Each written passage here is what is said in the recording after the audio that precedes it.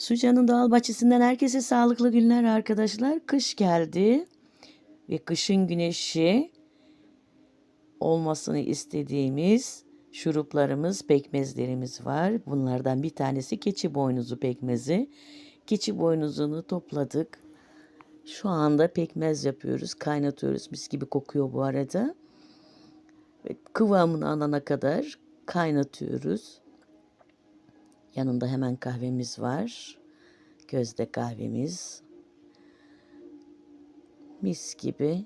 Öksürüğe, balgam çıkartmaya çok iyi geliyor. Şişeledik bu arada. Reçellerimiz, pekmezlerimiz, şuruplarımız. Evet, çok çok sumak ekşimiz de var. Sirkelerimiz de var. Alış sirkesinden başlayarak. Bizi arayın.